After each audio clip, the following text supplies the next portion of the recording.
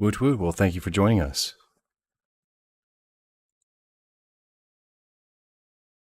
I appreciate you, John.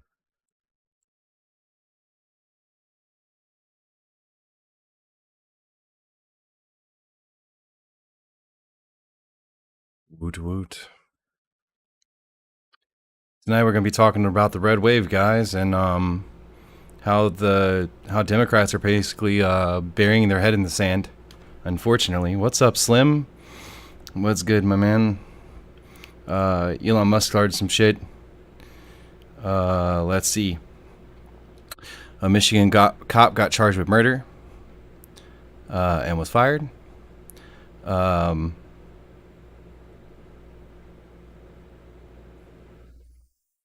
John Dunlap got appointed head of the Order of the Knights of Malta, which is a super secretive, secret. What's the word? Order? That's the thing. So yeah, it's all gonna be amazingly beautiful.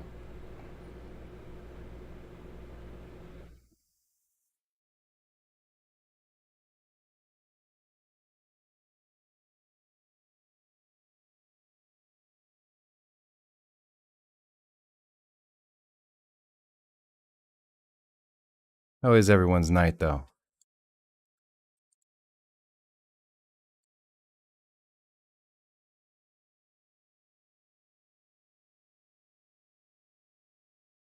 Heavily medicated. Me too.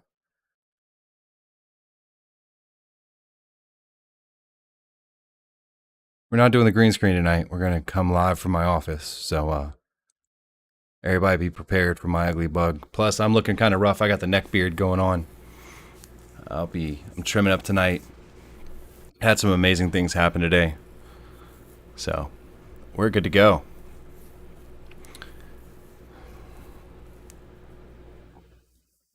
I was supposed to be at church, but I couldn't do it.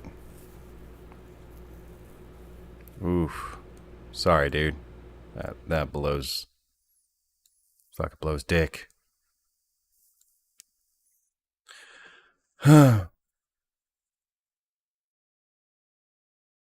Is what it is, I guess.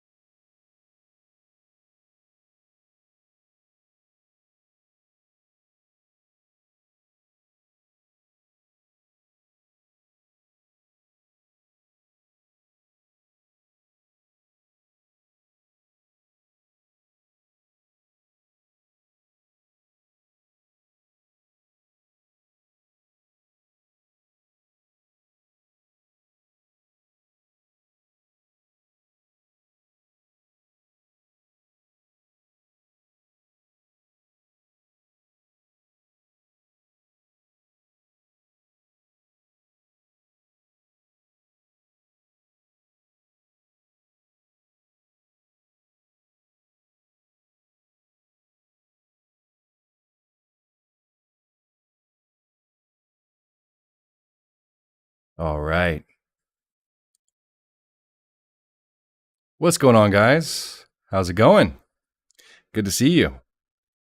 It's been a minute, but we're working on it. It's okay. We're gonna adjust just a little bit before we get to going, and we're gonna bring down the exposure here. It's a little high. Configure video. Tonight's gonna be a little bit shorter than our usual, but I think you guys will enjoy it. It'll be all beautiful, all gravy, baby. So is what it is. I'd rather this than shrapnel coming out of. Yeah, exactly. Much more, probably better. Oof. Yeah, it's better than what I've been going through. Dude. That's actually a decent way to look at it. Shrapnel coming out of the penis, yes. That's how it works. Ah, man. I don't even know how to respond to what's going on in the world right now. Um, Record high gas prices, mass inflation. My cost of living has went up 24%. I did the math. 24%, guys. It's insanity. But first, before we get started with all that, make sure you guys hit that like and that subscribe button. Hit the notification bell because it's important. Helps me help you get the latest news and be fucking awesome. So let's work together and be awesome. All right. Biden announced that he might use the Emergency War Powers Act to how do I put this nicely? To basically force oil companies to drop their prices. So that's an interesting thing that's happening. Anthony Fauci has COVID, even though he's quadruple vaxxed. Hey, what's up, Tarkin? Good to see you. Cool. All right. So let me go ahead and get this solo with background going, and we'll get Chrome up and running, and let's see.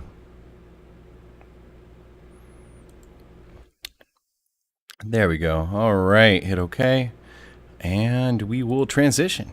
Oh yeah. All right, I got to fix this from when I was gaming before, but we'll leave it as it is for right now. Tonight's going to be a little bit lower budget than usual. No green screen coming from my office, not my game room. All right. So, guys, stuff be getting crazy out here, man. Stuff be getting crazy. That's what we're going to go with. So, let's talk about it.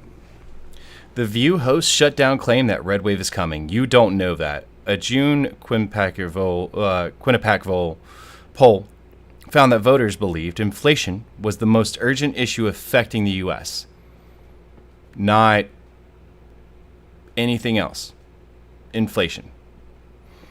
The View host Joey Behar, Whoopi Goldberg, and Sunny Hostin shut down guest host Alyssa Farah's claim that a red wave is coming in November amid high gas prices and skyrocketing inflation. Here's what I would warn. The red wave is coming. Republicans are going to win the midterms, short of something unforeseen that I cannot predict now. Behar said, you don't know that. Farah pointed to polling high gas prices and inflation. A poll released in early June basically says that Americans rank inflation as the most urgent issue, not January 6th riots, not the summer of mostly peaceful love. It's pretty bad. Yeah, it's getting there. Well, that's what happens when America prints money and your currency is the basis of all other currencies.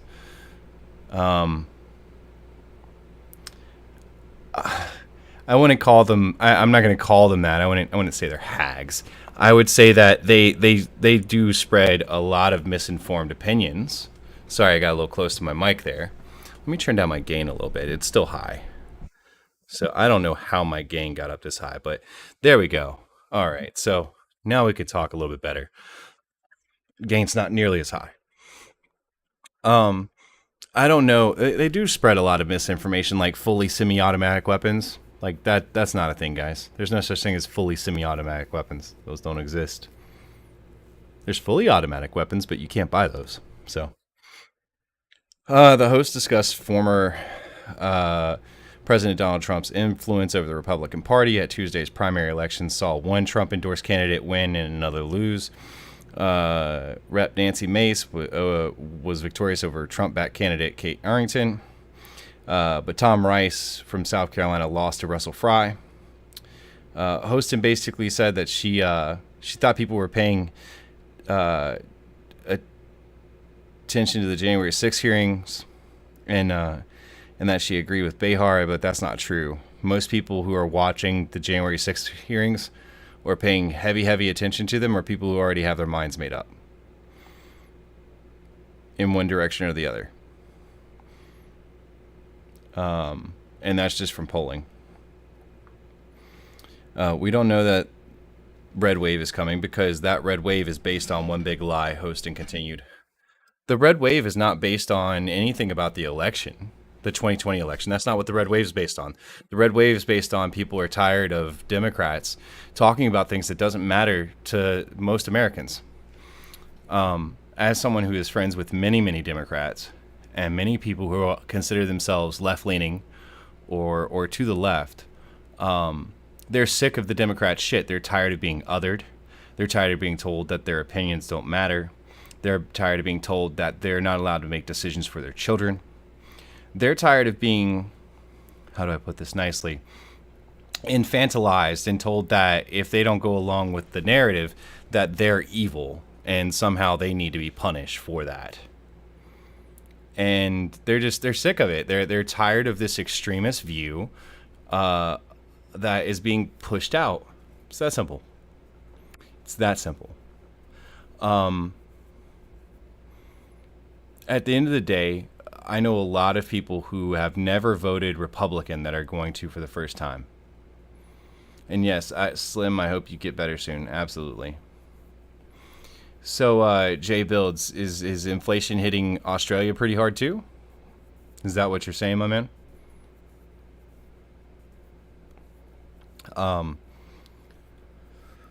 It's insanity. It's insanity. It's just exactly. And the extreme left seems to be the only one getting the views. And they talk about shutting down Fox News because, we need to shut down, they're not willing to go with the narrative. We need to shut them down. We're talking about, we're Democrats. We're supposed to stand for the First Amendment. We're supposed to stand for free speech, even if it hurts your feelings. Like, we used to be very principled on the First Amendment, free speech, the right and liberty to do with your life as you please, as long as it doesn't harm other people, and making sure you look out for the common man, right? That was the basic principles of the Democratic Party. All the rest of it was minutia, and you had different parties. You had budget hawks, you had pro-lifers, pro-choicers, and all that. But that was all minutia. But the core of the Democratic Party used to be those things. And the right to self-determination and a fight against authoritarianism, right? Somehow, we got away from that. I'm not sure when it happened or how it happened. I have some ideas of how it happened. So Jay Build says, yeah, that inflation is hitting Australia pretty hard too. I don't know how we got away from that, guys. It's very interesting to me. But a lot of my mainstream Democratic friends are just tired of the Democratic Party talking about things that don't matter to them. They don't care about all these divisive transgender bills or trying to push CRT or take away parents' rights to make choices for their children. They don't care about that. They want to know three simple things. These are three things I hear from my friends who are Democrats. Three things that I hear from them. Three. One, what are we doing about inflation to counter inflation? Because it's hurting them in their pocketbooks. Two, what are we doing to alleviate the gas prices and increase our gas production here? Because creating price gouging laws has never worked. It's always been against the law to gouge prices, to gouge people for their prices. They tried to do the same thing in the 1970s and it didn't work. So what are we doing to increase production, to reduce our dependency on external factors so we can produce more at home? Because at the price that gas is currently at, we can absolutely open up the funnels in South Dakota, Wyoming, North Dakota, and it's profitable for them to pump gas right now, to make gas and send it off to for refinement. So they want to know what we're doing to bring that about. The next thing that they ask about is that what are we doing to make sure that we don't have another recession, because it feels like 2008. And I've literally had, 2 out of the 4 I spoke to said it feels, and I didn't even mention this, I didn't infer it, and it was 2 separate conversations. They both said it feels a lot like 2008. And I can't say I disagree with them. It does feel a lot like 2008. Just everything's run amok. Companies are running over people. and it's gonna come crashing down on us. The housing market's in a bubble because BlackRock and other companies are basically buying up every available house inside of cities. You can't compete with them. They're offering 30 to all the way up to 50% above asking price, pure cash, 30-day closing. You can't compete with that as a home buyer. And so people are getting pushed out of the market. They're creating a permanent class of renters, which, of course, when you rent, you're paying someone else's equity. You're not actually creating equity, which keeps you poor. So, no problem, Slim. We hope that you feel better, my dude. It's what keeps them poor. In my game, we signed contracts months ago, agreed to a price, and now it's out of whack. Gas, petrol, $8 a gallon. Yeah, we do that shit, especially in construction.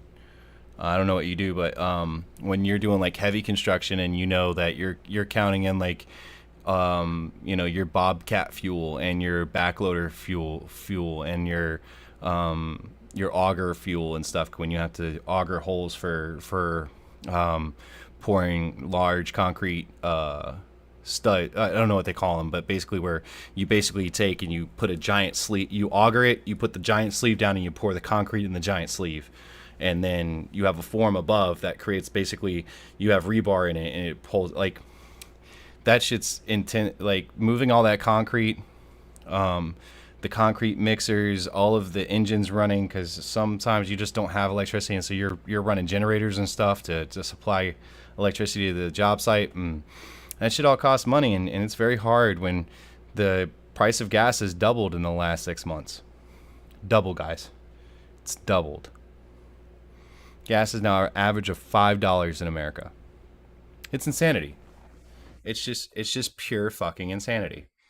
But instead, we're over here talking about gun control, and I'm not saying that what happened isn't a bad thing, but that's not what's hurting Americans right now. Like I said, left has always been called liberals. That's correct. The left.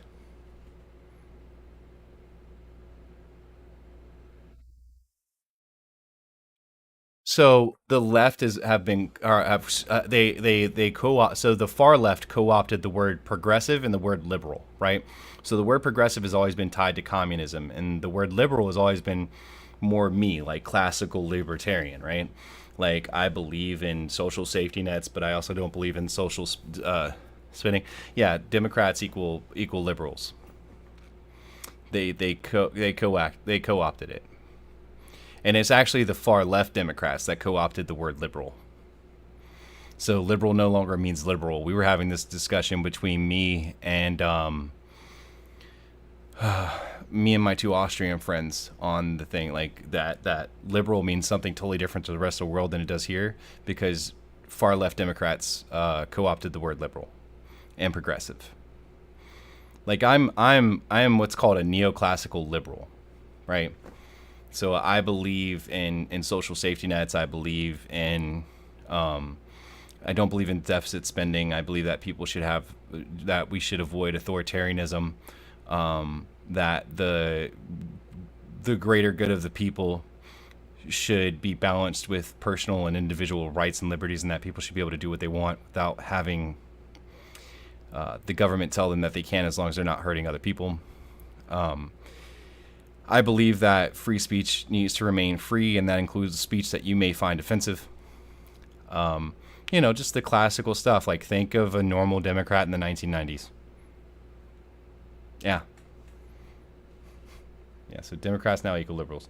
To protect those who grind to succeed and those who are willing to step on anybody in the way of growth. Politicians are the latter, along with many market influencers, so says Slim Stoss. I agree, and that's where I talk about there's a difference between capitalism and ultra-capitalism, right?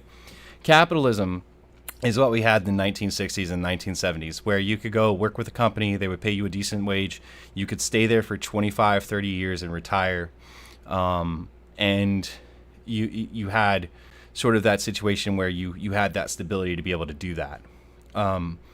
Ultra cap, because it was, of course, it was motivated by money, right? And they were making money, but it wasn't money by any means. People were still important in that equation, and there was social responsibility inside of corporations and businesses, because it was much harder to be an international business because, you know, information traveled slower. There wasn't instant connectivity, and it was much harder to become efficient large conglomerates. But we've moved away from that, and we've started to move towards what I call ultra capitalism, which is money by any means, screw the people. It's all about the quarterly report. Even if what we're doing in this quarter hurts us 4 years from now really badly, we're doing it for the quarterly report to get those stock numbers up. Money by any means, get our stock numbers up. Period. And it doesn't matter. When I was working at Bank of America, I watched Brian Moynihan fire 1,600 people like that. Like, blink of an eye, didn't give two shits. 1,600 people without a job.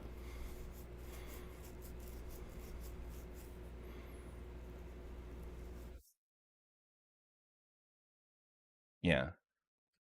The people who call themselves liberal now are basically uh, the more left side of labor, if you want to compare it to like the UK or Australia.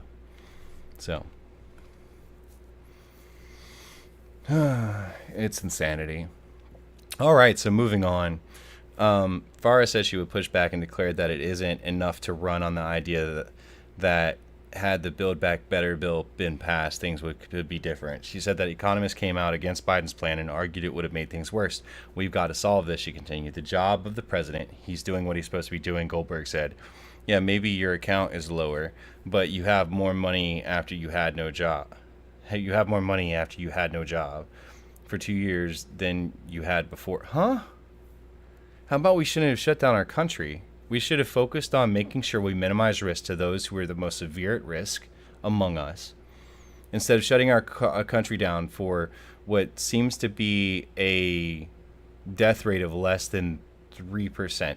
Now, I could be wrong. I got to go check those stats. But last time I checked the stats, and I'm quoting here from the CDC, I think that the rate of severe infection was 3%. So, you know, it is what it is. I just think that was, hey, Luna, good to see you, hun. Missed your faces.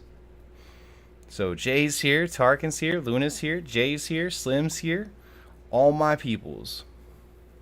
Got to see what's up with Constantino and North. And we were asking earlier if anybody's heard from North, let us know. Your companies and others have to have an opportunity to take immediate actions to increase the supply of gasoline, diesel, and other refined. Oh, yeah. My administration is prepared to use all reasonable and appropriate federal government tools and emergency authorities to increase refinery capacity and output in the near term. So he was basically threatening to use the War Powers Emergency Act to force refineries to lower their oil companies to lower their prices and refine more. You know what would help? Maybe if we reopen the pipeline you forced closed. Maybe if we allowed our oil rigs in the north to actually pump oil. Maybe if we remove the tariff and reopen the pipeline to Canada so we could pump shale. And told Justin Trudeau that we're taking your oil one way or another. You can either pump it on your own or we can pump it for you. Like, love you, Canada, but we're kind of bigger. I sound like a dick saying that, but it's just the truth. It's where we're at. No,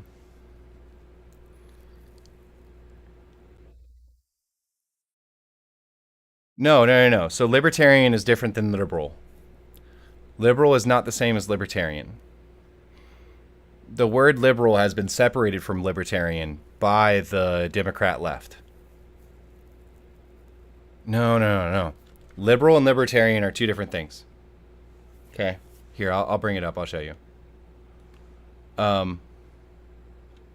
What's up, Jim? Good to see you, my man. All right, so let's talk about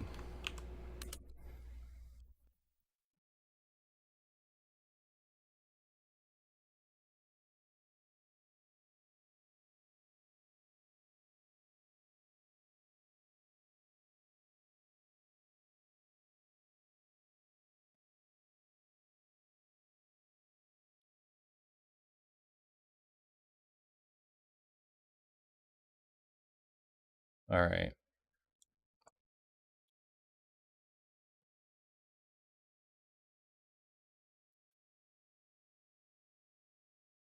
So how the word liberalism came to mean the opposite, and this is on air.org. Um, so apparently, yeah. Anyways, American liberalism as meaning big government, right? So yeah, there's just they stole the word. It's that simple. But when you talk about now, if you talk about a classical liberal, right? Classic liberalism is the political ideology and a branch of liberalism that advocates free market, laissez-faire economics, civil liberties under rule of law with an emphasis on limited government, economic freedom, and political freedom. Right? So that's classical liberalism. So, um, so like John Locke, Jean Baptiste, excuse me. Um, there's a whole thing called like the wealth of nations and natural law, progress and utilitarianism. Classic liberalism, contrary to liberal branches like social liberalism, looks more negatively on social policies, taxation, and state involvement in the lives of individuals and advocates deregulation. Until the Great Depression and the rise of social liberalism, it was used under the name economic liberalism. Um, as a term, classical liberalism was applied as a retonym to distinguish earlier 19th century liberalism from social liberalism. Blah, blah, blah, blah, blah. So, classical liberalism may be described as fiscally conservative and socially liberal. So, like, I believe in social programs that are necessary. I believe that as a country, as the richest country in the world, we shouldn't have people starving. All right. I believe that we should also be fiscally responsible and conservative in the fact that we shouldn't be spending money on things that we don't actually know what they're doing, right? We shouldn't just fund programs because they've been funded for 30 years and they've been ineffective and people have forgotten they even exist and they're just spending their budget to keep getting a budget. That happens, by the way, in our government. Have so much waste. But the classical that you should be able to do what you want without interference of the government, as long as it's not hurting other people. The right to free speech, the right to say things that people find offensive, right? The ability to carry a firearm, the ability if you want to smoke some weed, you smoke some weed. If you want to go marry a shoe, go marry a fucking shoe. It don't hurt me, right? I don't care what you do behind closed doors, as long as you're not forcing it on someone else and it's not hurting someone else. Do whatever you want to do. That's classical liberalism. Period. Within reason, right? That there should be well-defined capitalistic markets that are able to openly and freely operate without the interference of government. There should be no government bailouts. There should be no government-backed subsidies. The government should not be involved directly inside of the economy through backing of any individual player, because then you're choosing winners or losers. There should be regulations and nothing else. Their job is to regulate the market and make sure those regulations are enforced. There should be no Freddie Mae, Freddie Mac. There should be no BlackRock that has, $17 billion in backed securities from the United States government. I don't think that should exist, right? I believe in a laissez-faire, let the market determine the market, right? Company fails, let them fail. So, don't like how they failed, make sure there's a regulation to stop them from ever growing in that way again. So that way you can avoid the type of corporate organisms that cause problems within the market. Very simple. People feel enough pain, they'll fix a problem.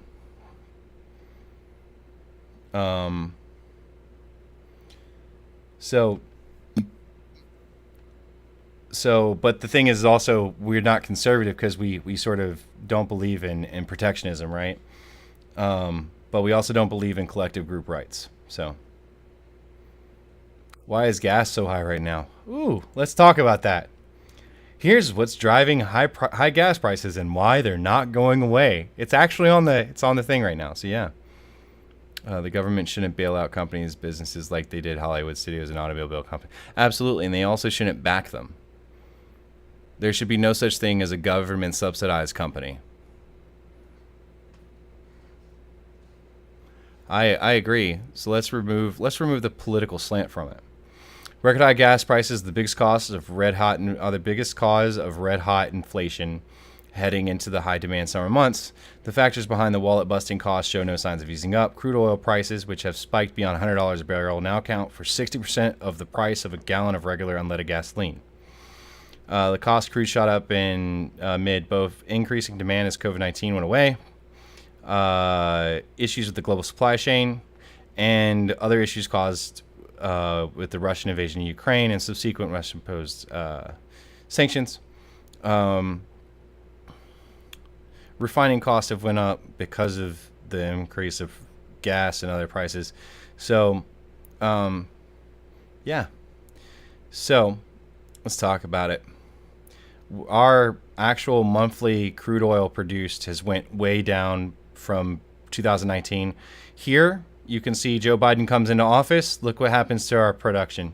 Now remember, like him or hate him, it doesn't matter to me. I don't give a shit. I want you to judge it based off of what the numbers were that were produced. None of the other bullshit. Ignore all the political bullshit. I'm not saying that January 6th should have happened or shouldn't have happened. People who broke the law should be fucking punished. But we need to look at the numbers. I didn't like Trump. I still don't really like Trump. I think he's a very ill-spoken individual. That's what I'll say. All right? But I can't argue with his numbers. And if you look at this, look at where we were here. Joe Biden came into office. Look what happened to our crude oil production. And guess what happened at that same exact time? When that happened, that huge dip, all of a sudden you saw that sharp incline that started to happen. So gas prices have slowly, since he came into office, right here, this is where he came into office, huge decline right here. This is right where he came into office. And then it just goes up, levels out, goes just skyrockets, right? Done.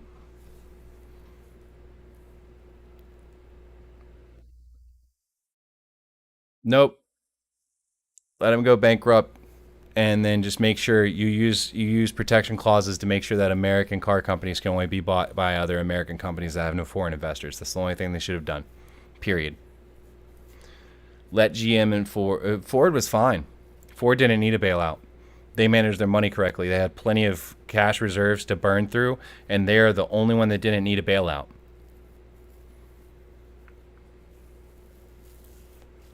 And even though we bailed out other companies, we still had Pontiac and Saturn and all those guys fail, and they were under the why can't I remember their name? They sold to a French company, Chrysler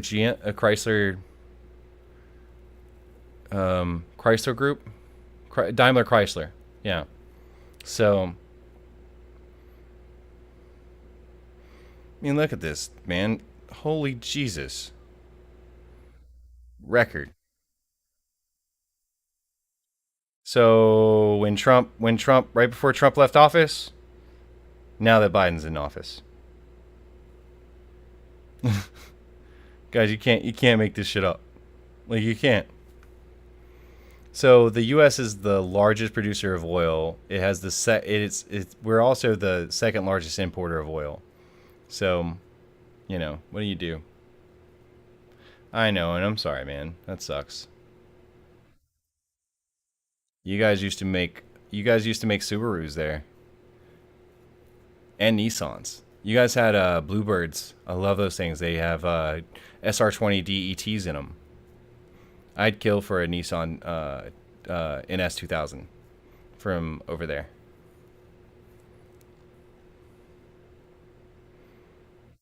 Anyways, all right.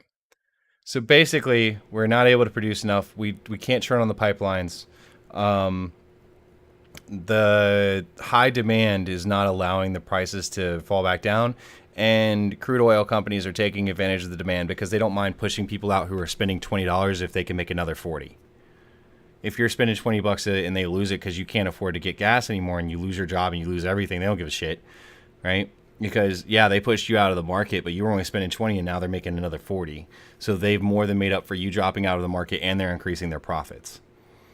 That's what's going on right now. And it's ultra capitalism at its worst. And the problem is that it's because the companies that are selling the oil do not give a fuck here, right? Because they're not American companies. They're not bound to American laws. They're not affected by American poverty. We have no real control over these companies, and we won't increase our own oil production. Mm-hmm.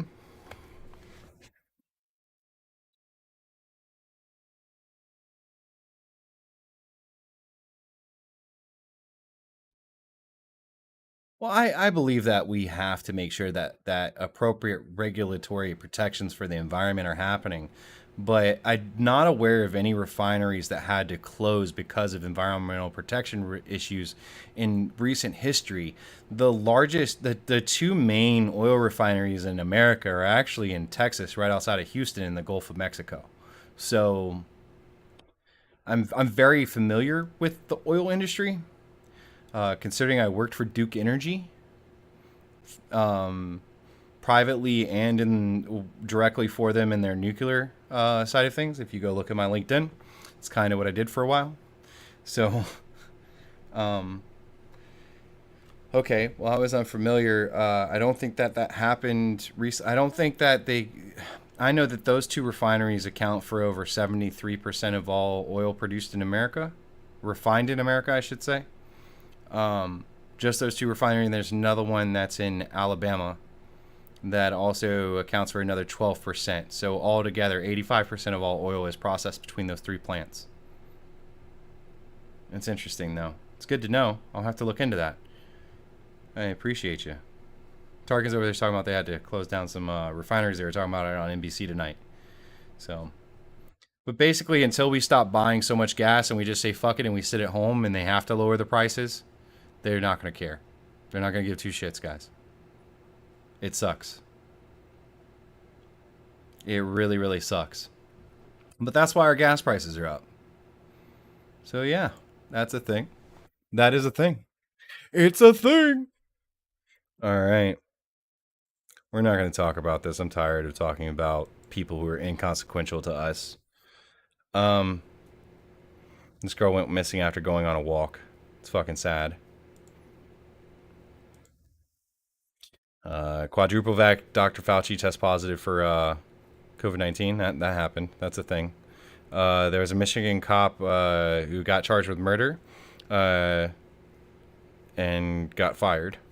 A Michigan police officer charged with murder after shooting Patrick Loyola in the back of the head has been fired. Chris Scherer, Grand Rapids officer for 7 years, waived his rights to a hearing and was dismissed effective last Friday. Scherer's dismissal was recommended by police chief Eric Winston after a second-degree murder charge was filed Thursday. Washington declined further comment, noting criminal case in a likely lawsuit over Loyola's death. Scherer's attorney, Matt Loyola, said he was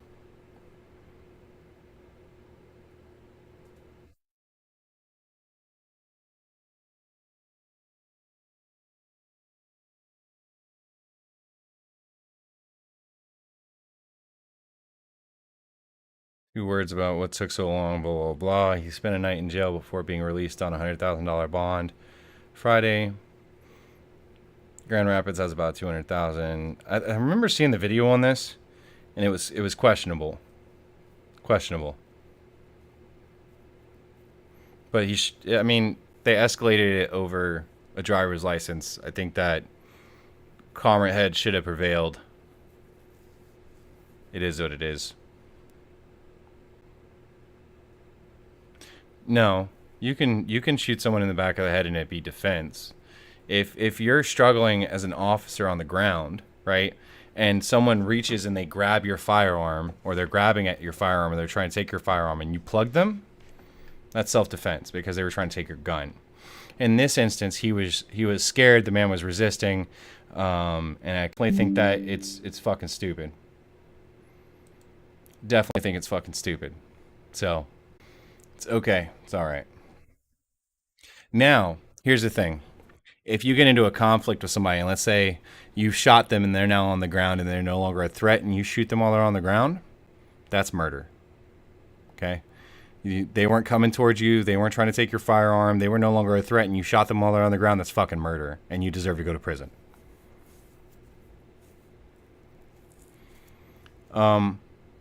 but it's hard in those situations. I mean, having been in them personally, I know that your adrenaline's pumping, and if you're not well trained or you're not paying attention, it's easy to get carried away and be just keep going. So yeah. I'm having some connection issue. I saw it say it was disconnected and then it reconnected. I don't know what's going on tonight. I have to get some more stuff done here.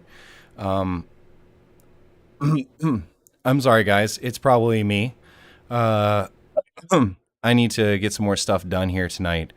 And once I get some more stuff done here tonight and get everything reset up, I'm sorry, guys. I've just had a really shitty week. So I am passing another kidney stone right now as we speak, actually. So it's been rough. So tonight we're probably going to go for another 5 or so minutes, and then we're probably going to cut it quits so I can get everything back together. Um, and hopefully it's not cutting out right now. It should be fine.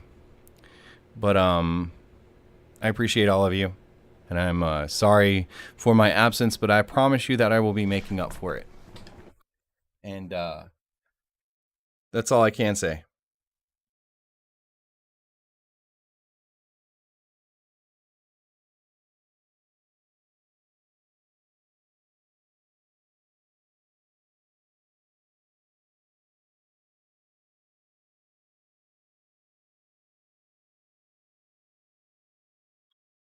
All right. Well, guys, it's been fun.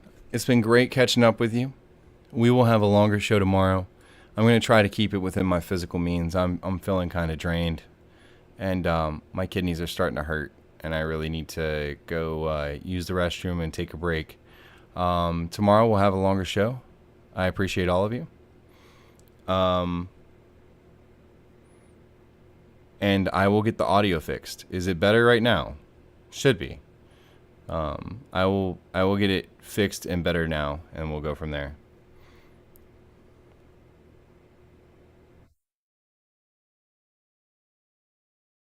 So yeah, I'm sorry, guys. I'm gonna try.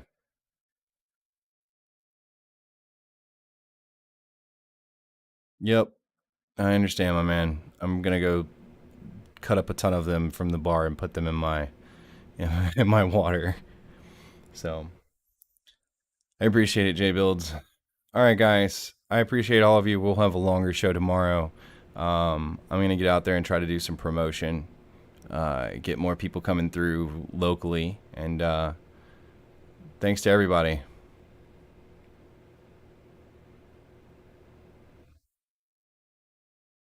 Everyone to Minecraft. Yes, yes. We will go play Minecraft. You guys can find the Minecraft server inside of if you select the role reaction, the role reaction channel. It's for a gamer. You're good. I will have our bots back up spamming Discord shortly. Check out our Discord. Thank you guys so much for joining us, and we're gonna go ahead and call it quits for the night. I appreciate all of you. Thank you for joining us, and this has been the Cardboard Castle.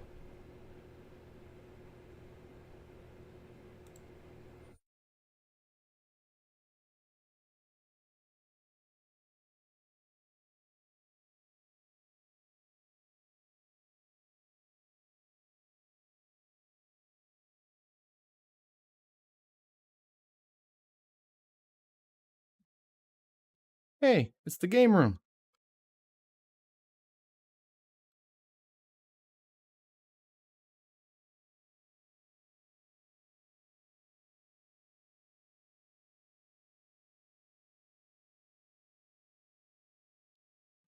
You talking about Bubble Nut as in like the I Stand with Ukraine?